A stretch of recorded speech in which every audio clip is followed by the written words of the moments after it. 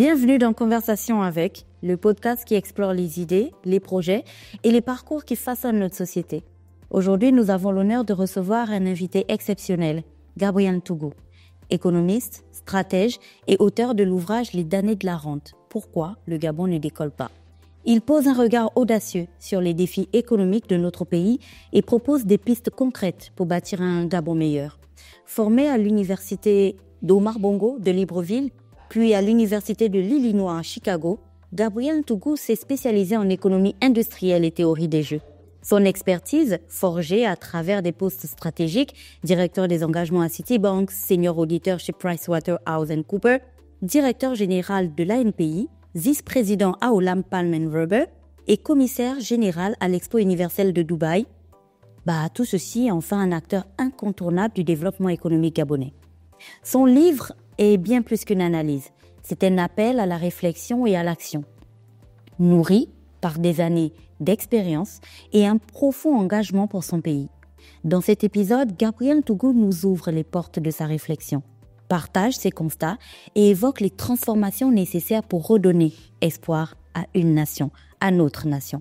Ce podcast est disponible sur YouTube, Deezer, Spotify, Apple Podcasts, Facebook, TikTok et Instagram. Installez-vous confortablement car cet échange promet d'être instructif, captivant et porteur de sens.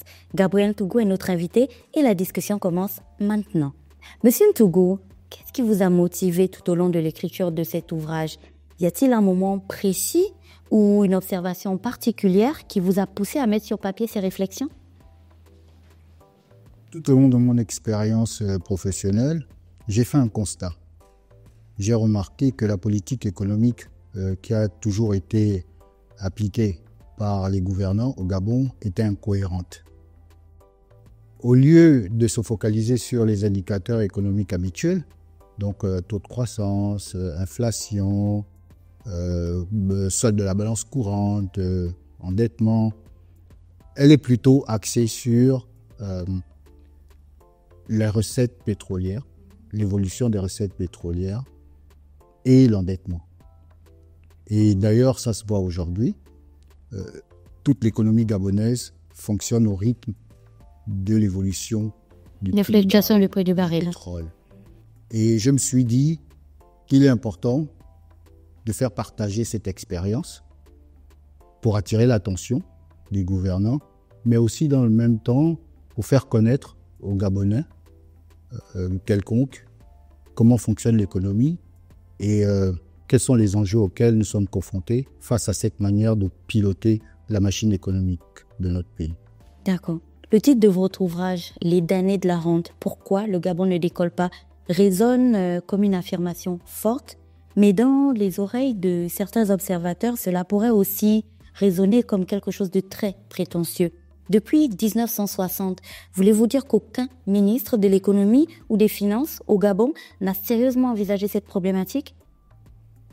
La problématique derrière ce titre, donc les damnés de la rente, c'est la malédiction des matières premières. Donc on a souvent remarqué que certains pays qui sont bien nantis en matières premières n'arrivent malheureusement pas à décoller. Dans le cadre du Gabon, on peut constater que la diversification de l'économie a toujours été un slogan. Depuis des années, depuis les indépendances, on parle de diversification de l'économie. Mais quel est le constat qu'on fait aujourd'hui? Que la plupart des secteurs qui sont hors extraction, c'est-à-dire si on enlève le pétrole, les mines et le bois, tous les autres secteurs comme l'agriculture, le tourisme, la pêche, les services, ne décollent pas, ne contribuent pas réellement à la croissance économique. Donc, en réalité, les politiques économiques qui ont été menées n'ont fait que se concentrer sur l'évolution des recettes pétrolières. Et la politique qui, aujourd'hui, est le leitmotiv des gouvernants depuis des années, c'est comment gérer le déficit de rente en cas de baisse du prix du baril du pétrole et comment réorganiser l'abondance en cas de hausse du prix du baril du pétrole. Mais malheureusement, les prix étant volatiles, le pays s'est engouffré dans une politique d'endettement. Donc en fait, la politique économique se résume à une politique d'endettement. Et c'est ce que vous disiez lors de votre conférence de presse, s'endetter pour se désendetter. Et ça reste un cercle vicieux et toujours dans ce même ouvrage dont nous parlons, vous insistez et vous venez encore de le faire sur le fait que le Gabon tire une grande partie de ses revenus de la rente pétrolière. Certains diront que vous négligez aussi, d'une part, tous les avantages que la rente a apportés, comme le fait que plusieurs jeunes Gabonais ont pu étudier au-delà de nos frontières grâce aux bourses, ou encore l'assurance maladie que nombreux pays nous envient aujourd'hui. Alors que répondez-vous à ces critiques?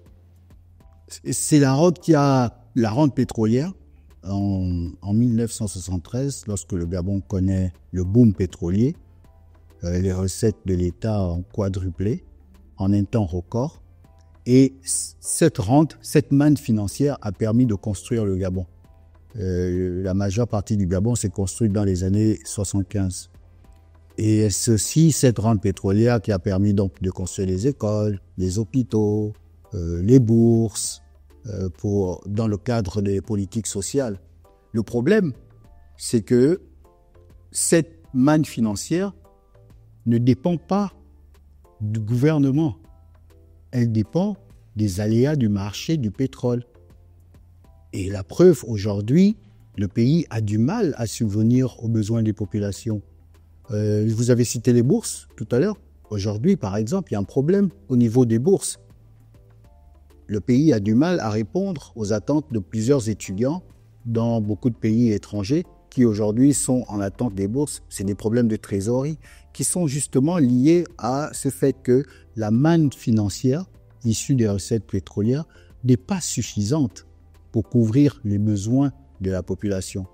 L'idéal consiste à diversifier l'économie, c'est-à-dire utiliser cette manne financière pour développer d'autres secteurs, faire passer le Gabon d'une économie de rente à une économie productive.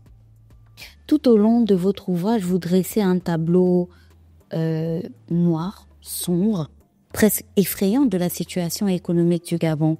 Et du coup, on a envie de vous demander quel était votre objectif. Est-ce que votre objectif est de mobiliser ou votre objectif est d'effrayer? Qu'est-ce que vous recherchez? L'objectif est de susciter la prise de conscience. Ça fait plus de 120 ans que notre pays est une économie de rente.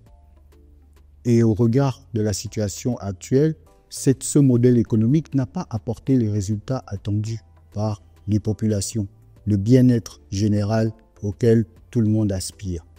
C'est une réalité, c'est un fait. Aujourd'hui, l'état des infrastructures, par exemple, est critique. C'est considérablement dégradé. Et pendant que vous parlez des infrastructures, j'ai envie de vous lancer un petit peu sur l'énergie. Sur l'énergie, par exemple, le Gabon a un potentiel de 6000 mégawatts. On a du mal à atteindre 1200 mégawatts. Aujourd'hui, les besoins de l'économie, les besoins des populations sont quasiment couverts à 40%. Le total de la production énergétique du pays équivaut à 740 mégawatts pour un pays qui a un potentiel de 6000 mégawatts. Donc, il n'y a pas eu beaucoup d'investissements dans le domaine de l'énergie. Il n'y a pas non plus des investissements dans le domaine des routes. Les routes sont essentielles pour transporter la production, par exemple, dans le secteur agricole et même pour la circulation générale des agents économiques. Sur 10 000 kilomètres, 7500 ne sont pas praticables en toute saison. On peut aller aussi sur le plan social. Le chômage est quasiment resté bloqué à 40%, n'arrive pas à descendre. Il est bloqué à 40% du taux de la population active. Et dans ces 40%, vous avez les moins de 35 ans qui avoisinent les 60%. Au niveau de la santé, les indicateurs économiques ne sont pas satisfaisants. Le Gabon est très mal classé. Au niveau de l'éducation, nous faisons partie des mauvais élèves de la sous-région et même de l'Afrique en général. Quand on fait une analyse plutôt globale, c'est-à-dire si on regarde l'indicateur du développement humain, l'IDH, le Gabon occupe aujourd'hui la 123e place sur 190 pays. Ça veut dire que nous sommes derniers du peloton. Donc la situation est vraiment critique. Et il faut que les gens en prennent conscience. c'était un peu le but de mon livre, de faire prendre conscience à tous les Gabonais que nous sommes à une sorte de croisée des chemins. Parce que l'avenir ne sera plus comme avant. Vous le dites, vous le martelez, vous le répétez à chaque fois que vous avez la parole, vous parlez de diversification, vous parlez d'investissement. À chaque fois qu'on parle d'investissement dans notre pays, on parle de plusieurs milliards. Et apparemment, les milliards qui sont investis, je les mets en griffe, ne sont pas suffisants pour vous. À votre avis, quelle est la part de la rente qui aurait pu être dédiée à l'investissement et qui nous aurait évité d'être dans cette situation catastrophique? La rente, la répartition de la rente, pour une bonne utilisation de la rente, la répartition de la rente consisterait à investir plus qu'à dépenser. Plus pour vous, ce serait combien? À combien sommes-nous aujourd'hui en termes d'investissement dans notre pays?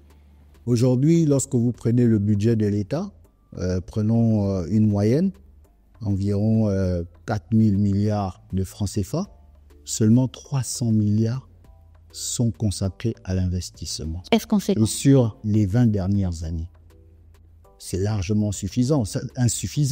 Ça veut dire que vous avez 3 100 milliards qui vont dans les dépenses de fonctionnement de l'État. Et donc, il s'agit du train de vie de l'État et aussi du remboursement de la dette. Donc, le taux d'investissement est très bas. Et ça, c'est un problème. Mais la dette, est-ce que la dette est aussi mauvaise que cela? Il y a plusieurs années, je me souviens, nous faisions un programme à Urban FM, le Da Fresh Morning, et nous avions cette question sur la dette. Tous les pays sont endettés, même les pays européens sont endettés. Est-ce que la dette est aussi problématique que cela? Ou d'où est-ce que vient le problème, du coup, si on parle autant de la dette? La dette est une stratégie financière. Donc, pour réaliser des investissements, on peut s'endetter au lieu de mettre toutes les pièces de son panier dans l'investissement. On peut prendre une partie et s'endetter pour compenser, en espérant que l'investissement soit fructueux et donc permettra de rembourser la dette. Donc, la dette, par essence, n'est pas une mauvaise chose. Le problème, c'est la soutenabilité de la dette. Lorsqu'on regarde, par exemple, beaucoup de pays développés, ils sont endettés à plus de 110% du PIB. La France, je crois que la France a atteint 110% de son PIB. Les États-Unis ont dépassé 100% du PIB. C'est-à-dire, 100% du PIB veut dire 100% de la richesse que le pays crée. Exactement. Donc, la dette, et ces mêmes pays prêtent encore à d'autres pays. Pourtant, ils sont endettés. Donc, la dette n'est pas un problème à la base. Le problème, c'est l'utilisation de la dette. Ces pays développés utilisent cette dette pour investir davantage et donc créer plus de richesses. Donc, augmenter leur PIB. Alors que le problème du Gabon, c'est que le PIB, par exemple, sur les 40 dernières années, le taux de croissance du PIB a difficilement atteint 5%. Ça veut dire que notre économie est quasiment stagnante. Or, on continue de s'endetter. Donc, avec quel argent on va rembourser cette dette? C'est ça le problème. Et lorsque vous vous retrouvez dans ces genres de situations, vous avez la pression des créanciers qui vont vous imposer, donc le FMI, la Banque mondiale, et ainsi de suite, qui vont vous imposer une conduite budgétaire qui n'est pas souvent favorable pour les populations. Vous mentionnez dans votre ouvrage le franc CFA et surtout la relation des pays francophones avec la France, mais vous le faites seulement sur 4 pages dans un livre d'un peu plus de 230 pages. Alors pourquoi avoir si peu développé cette question que beaucoup aujourd'hui en Afrique considèrent comme centrale? Il y a une raison technique. Parce que lorsqu'on parle de la gouvernance d'un pays, de la politique économique d'un pays, on a 2 volets. On a la politique budgétaire et la politique monétaire. La politique monétaire consiste à jouer avec la masse monétaire en circulation. Donc, la Banque centrale du pays essaye de réguler la masse monétaire en circulation pour stimuler l'investissement. La politique budgétaire consiste à utiliser le budget de l'État, donc les dépenses de l'État, pour tirer la croissance économique. Or, le Gabon, étant membre de la CEMAC, n'a pas le contrôle sur la politique monétaire. Voilà pourquoi je n'ai pas insisté sur la politique monétaire, parce qu'elle n'a pas lieu d'être. Elle est gouvernée de façon sous-régionale, pas de façon indépendante. Et donc, du coup, je n'ai pas développé le volet du franc CFA. Cependant, le franc CFA constitue un problème pour le développement des pays qui sont arrimés au franc CFA. C'est une monnaie fixe qui est arrimée à l'euro et donc ne donne pas tant de marge de manœuvre aux pays qui l'utilisent. Je viens de le dire, par exemple, en termes de politique monétaire. Mais le franc CFA, en revanche, est une monnaie qui a été créée pour faciliter l'exploitation des matières premières. Le but du franc CFA, c'était de maintenir le prix des matières premières. Pourquoi? Parce que ce qui transforme ces matières premières, c'était la métropole à l'époque. Donc il faut repartir à la colonisation. Donc les colons extraient les matières premières, mais les transforment dans leur pays, pas au Gabon. Donc c'est la métropole qui achète au pays, au protectorat. La matière première au protectorat, mais veut maintenir le prix stable pour qu'il n'y ait pas de fluctuation. Ça les arrange. Voilà. Et justement, c'est ça la base du franc CFA. Le franc CFA, c'est une monnaie pour les matières premières. C'est pas une monnaie efficace quand on veut développer une économie. Donc, j'ai juste évoqué cet aspect, mais je me suis plus étendu sur la politique budgétaire parce que c'est le seul levier que le gouvernement a, que le gouvernement qui se sont succédés ont toujours eu. Vous le dites dans votre ouvrage, l'économie, c'est central. Pour un pays, on ne peut pas parler de pays, de développement. Si on ne parle pas d'économie, c'est ça le pilier. Le titre de votre ouvrage, pourquoi le Gabon ne décolle pas? Et la question que tous les Gabonais se posent, c'est pourquoi la vie est aussi chère. Est-ce qu'aujourd'hui, Monsieur Ntougou, vous pouvez nous expliquer pourquoi la vie est aussi chère au Gabon? Petite anecdote, il y a quelques semaines, j'étais dans un centre commercial de Libreville et j'ai vu un yaourt à 10 490 francs. Quand le même yaourt en Europe ne coûterait pas plus de 2 euros. Comment on peut expliquer cela? Est-ce encore une fois une question de rente? Tout est lié à la rente. Je m'explique. Le Gabon importe 400 milliards de nourriture. Donc toute la nourriture quasiment que nous consommons est importée.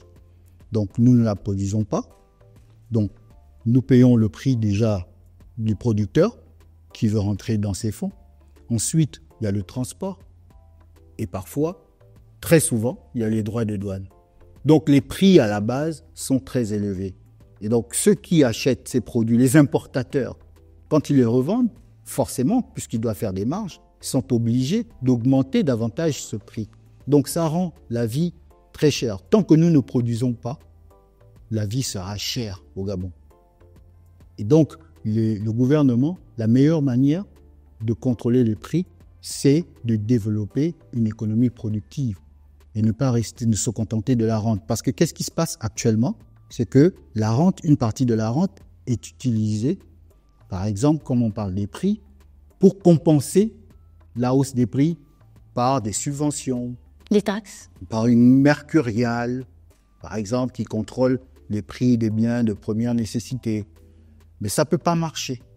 Ça ne peut pas marcher. Pourquoi? Parce que lorsque la rente diminue, si par exemple il y a une baisse du prix du baril, il n'y aura plus d'argent pour subventionner. Il n'y aura plus d'argent. Le carburant. Pareil. Et oui. Donc, c'est toujours lié à la rente. Il faut sortir du modèle d'économie de rente pour aller dans les économies de production. À côté, vous avez aussi la prolifération des taxes, par exemple des droits de douane. Les droits de douane, à l'origine, c'est une stratégie économique. Lorsqu'on veut, par exemple, développer un secteur d'activité, on veut créer un produit particulier, mais ce produit existe déjà dans le monde. Donc, pour éviter la pression de l'étranger, c'est-à-dire si, par exemple, ce même produit coûte moins cher à l'étranger lorsqu'il arrive, ça va décourager la production locale. Mon yaourt. Voilà, pourquoi je veux produire, par exemple, le yaourt au Gabon et le vendre à 1500, alors que le yaourt qui vient d'Europe il va coûter 800. Par exemple, hein, je prends un cas comme ça. Et c'est très fréquent. Alors, pour encourager la production de yaourts au Gabon, on peut mettre des droits de douane pour décourager, pour rendre encore plus cher les produits importés. Et favoriser la consommation des produits locaux. Or, au Gabon, il existe des droits de douane exorbitants sur des produits qui ne rentrent même pas dans une stratégie future de développement industriel local. Les véhicules, les assiettes. Vous prenez tout ce qui existe autour de cette salle, par exemple, qui est importée. Les pièces de rechange de véhicules, les caméras. Tous ces produits ne font pas l'objet d'une stratégie de production locale par le pays, par l'État gabonais. Alors pourquoi avoir des droits de douane aussi exorbitants? Ça ne fait que renchérir le coût de la vie. Si vous achetez une voiture qui vous coûterait 3 millions, aujourd'hui coûte 12 millions, parce qu'il y a le transport et les droits de douane. Donc les droits de douane sont devenus une stratégie de recherche de rente pour compenser parfois les déficits de rente issus de la baisse du prix du baril. Vous mentionnez qu'à chaque crise, ce sont les opérateurs locaux qui sont sacrifiés lors des ajustements. Au regard de l'actualité et selon vos analyses, à quoi devons-nous nous attendre dans les mois ou les années à venir? Par rapport à l'actualité internationale, vous l'avez bien mentionné, le prix du baril, c'est pas nous qui le fixons. Nous subissons ce qui est décidé en fait tout autour du monde. Ça peut venir des États-Unis, ça peut venir de l'Europe, ça vient de Chine, ça vient de partout. Alors, au vu de l'actualité internationale que vous maîtrisez, l'élection aux États-Unis, l'abaissement de la note du Gabon. Un petit peu, mais il y a eu plein d'autres faits tout autour qui se sont passés en même temps que la baisse du Gabon. À quoi devons-nous nous attendre? La situation actuelle du Gabon, et d'ailleurs, si on fait allusion justement à l'actualité, donc c'est-à-dire l'abaissement de la note du Gabon par l'agence Fitch Ratings. Voilà, le Gabon est parti de 3C+ à 3C. D'abord, il faut remarquer que c'est une suite d'événements qui ne fait que se continuer. C'est-à-dire, en janvier 2024, le B- avait été confirmé. En juillet, le Gabon est descendu à 3C+. Et en janvier, donc je parle de juillet 2024, donc en janvier 2025, le Gabon descend davantage à 3C. Ça reste des lettres pour nous, M. Togo, et certainement pour nos auditeurs. Qu'est-ce que cela signifie?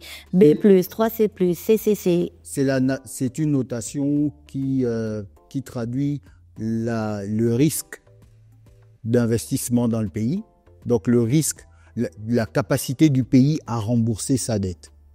Donc le risque de défaillance de l'État à rembourser sa dette. Donc nous avons eu un impayé. Et récemment, il y a eu les communications de la Banque mondiale. À quoi s'en tenir? Cela traduit une situation de tension de trésorerie dans le pays. C'est-à-dire que l'État a du mal à rembourser sa dette. C'est une situation réelle, c'est factuel. Si nous continuons la même politique économique, et d'ailleurs, quand vous regardez les critères d'analyse de l'agence Fitch, ils ont fait allusion à une trop forte dépendance de l'économie gabonaise aux matières premières qui de surcroît sont au pétrole et qui de surcroît est volatile, et à une difficulté persistante à gérer les finances publiques.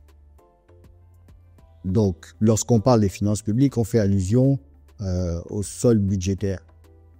Aujourd'hui, il est négatif. On est parti d'un solde positif à un solde négatif. Solde budgétaire veut dire la différence entre les recettes et les dépenses de l'État. D'accord. Donc, un déficit budgétaire, c'est lorsque les dépenses dépassent les recettes. Les entrées. Donc, ça veut dire qu'on a de moins en moins, on n'a pas d'argent. Et il faut s'endetter pour compenser les déficits. Or, la situation actuelle est que la crédibilité de l'État est en jeu. L'État gabonais est en jeu. Donc, ça va être très difficile de lever les fonds. Comment donc poursuivre le projet d'investissement? Comment poursuivre le maintien d'une politique sociale équitable? Quand on parle de la politique sociale, on parle de CNAPJS, de sécurité sociale, on parle aussi d'éducation. Comment faire pour soutenir ces politiques si nous n'avons plus assez d'argent? Donc l'avenir est assez sombre pour le Gabon. Vous évoquez souvent la bonne gouvernance comme clé de la transformation. Et j'ai envie de vous demander, y a-t-il une école de la bonne gouvernance? Parce que du coup, comment inculquer cette pratique dans une nation gangrénée par la corruption à tous les niveaux? Et en parlant de corruption, ça fait aussi partie des éléments qui ont été cités par l'agence Fitch, donc la corruption dans la gestion des deniers publics. Effectivement, il n'existe pas une école, la bonne gouvernance, mais il existe le bon sens. C'est la chose la mieux partagée. Et lorsque on regarde d'autres pays qui ont à peu près le même profil que le Gabon, c'est-à-dire des pays qui sont dotés de matières premières, mais qui ont réussi à échapper à la malédiction de la rente, on comprend aisément qu'il faut faire des efforts en matière de justice sociale, justice et équité sociale. Elle doit être impartiale et surtout en ce qui concerne la gestion des deniers publics, donc de l'argent de l'État. On voit qu'il y a un caractère à prévoir l'avenir. Lorsque Dubaï, par exemple, qui a commencé par la vente de coquillages et a découvert le pétrole, le jour où ils ont découvert le pétrole, ils ont décidé de ne pas tomber dans le piège de la malédiction des matières premières. Donc, la rente pétrolière qui a contribué à développer Dubaï a sa part dans la richesse du pays a progressivement diminué de 80 aujourd'hui à 12%. Le pétrole représente 12% de la richesse créée à Dubaï.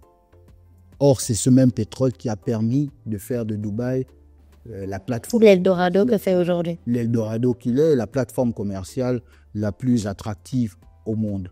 Donc, il faut avoir une vision. C'est de ça dont il s'agit. Quelle est la vision qu'on veut avoir pour le Gabon? Et y mettre la rigueur qu'il faut dans la gestion de la rente pour atteindre cette vision. Donc, Dubaï l'a fait. Le Botswana l'a fait. Le Botswana, qui a découvert les diamants la même année que le Gabon a découvert le pétrole. Mais dès qu'ils ont découvert le diamant au Botswana, ils ont tout de suite orienté cette rente, cette manne financière dans l'éducation, la santé et les infrastructures. Ce qui fait qu'aujourd'hui, le Botswana a un indicateur de développement, est classé parmi les meilleurs pays en termes d'indicateurs de développement humain, contrairement au Gabon. Une commerçante que j'ai rencontrée lors d'un programme télévisé affirmait haut et fort qu'au Gabon, il y avait plus d'avantages d'être dans le secteur informel qu'être dans le secteur formel. Alors, qu'est-ce que vous répondez à cette affirmation? Vous qui êtes le pape de l'entreprise qui crée la richesse. Oui, parce qu'effectivement, c'est l'entreprise qui crée la richesse. Mais la prédominance du secteur informel sur le formel est une anomalie. Elle traduit une défaillance de l'État à assumer ses fonctions de contrôle, ses missions de contrôle et d'accompagnement des entreprises. C'est dommage que ça soit ainsi, parce que c'est beaucoup d'argent qui échappe aux caisses de l'État. En même temps, vous allez remarquer, par exemple, que en ce qui concerne l'épargne locale, c'est tout l'argent qu'il y a aujourd'hui dans les comptes bancaires ou dans les microfinances des Gabonais. Cette épargne locale est très importante parce que dans les pays développés, c'est l'argent du pays qui permet de développer le pays. Or, au Gabon, si on prend par exemple les estimations qui ont été faites récemment, on estime à peu près à 600 milliards de francs CFA l'épargne locale formelle et 1000 milliards de francs CFA l'épargne locale informelle. Donc, 1000 milliards, vous imaginez, c'est beaucoup d'argent qui échappe au système régulier de l'État. Et c'est de l'argent que l'État, si l'économie était bien organisée, l'État pourrait utiliser cet argent pour développer les investissements au lieu de s'endetter plus cher à l'étranger et subir la volatilité du prix du baril. Donc c'est vraiment dommage que ce soit l'informel qui soit plus rentable que le secteur formel. Ça signifie que l'État, le gouvernement devrait faire plus d'efforts dans ses missions de contrôle et d'accompagnement du secteur privé. Parce que malheureusement, la PME gabonaise est un peu abandonnée à son sort. Monsieur Ntougou, dernière question. Vous avez aujourd'hui, supposons, vous avez aujourd'hui les pleins pouvoirs pour agir pleinement et totalement sur l'économie gabonaise. Quelles sont vos 5 premières actions pour transformer notre nation? Premièrement, la justice. La justice est essentielle, c'est indispensable. Tant qu'il n'y a pas de justice, il n'y a pas de sécurité. S'il n'y a pas de sécurité, on ne peut pas investir, on ne peut pas faire les affaires. Que ce soit pour les nationaux comme pour les investissements directs étrangers. La justice, c'est la priorité. La deuxième chose, c'est la vision. Il faut une vision. Où est-ce qu'on veut aller? Quel est le Gabon qu'on veut construire? Est-ce qu'on veut construire un Gabon qui dépend de la rente pétrolière, qui est assujetti à la volatilité, au soubresaut des cours des matières premières, que ce soit le pétrole ou les autres mines, donc le manganèse, ainsi de suite, ou on veut un Gabon où on peut facilement faire des affaires avec moins de contraintes, où on libère les talents, un Gabon où la justice garantit la liberté et le bien-être général. C'est ça, il faut une vision.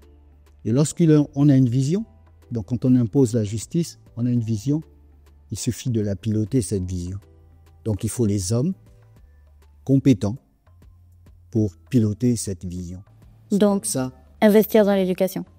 L'éducation d'abord et tout ce qui tourne autour de l'éducation. Parce que l'éducation, il y a beaucoup d'infrastructures. Ce n'est pas seulement des bâtiments, il ne suffit pas de construire les bâtiments. Il y a les enseignants. Il faut former, il faut avoir des bons enseignants. Et ces enseignants doivent avoir le matériel de travail. Quand on regarde les dépenses d'investissement, les dépenses de l'État en matière d'éducation, c'est ahurissant. Ça peut tourner autour de 500 milliards. Si vous allez dans le budget, vous allez prendre les salaires, mais vous allez aussi prendre tout ce que l'État dépense. Mais quand on voit le rendu, on se demande où va cet argent. Donc, est-ce que c'est juste une écriture pour embellir le budget, le papier du budget de l'État, ou c'est vraiment une vision? Donc, il faut investir dans l'éducation et tout ce qui tourne autour de l'éducation. Il faut une éducation de pointe. Il faut que les Gabonais, les jeunes Gabonais à l'école aient les mêmes moyens que les jeunes Gabonais dans les pays développés. Par exemple, au Botswana, on a un enseignant pour 16 élèves. Au Gabon, on a un enseignant pour 200.